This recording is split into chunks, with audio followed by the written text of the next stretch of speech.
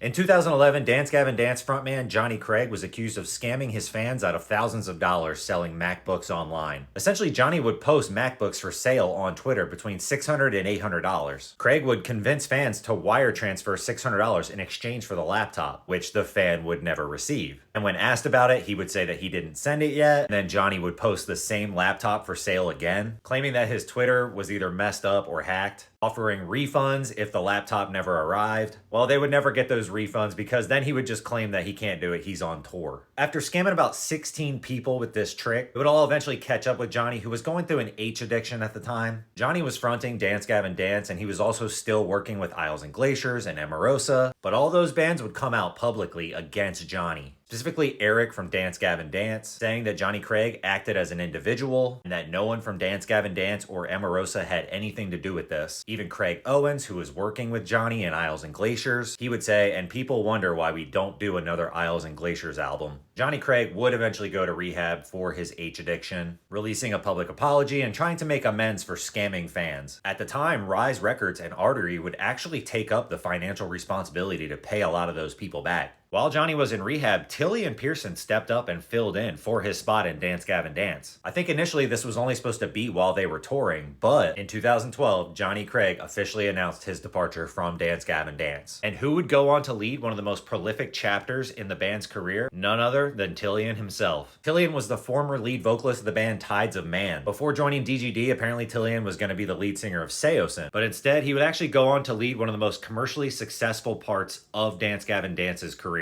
I think that's where we're going to end part 4 today, guys. I can't believe we still have so much more craziness to get to. Thanks for watching, and I'll see you next time.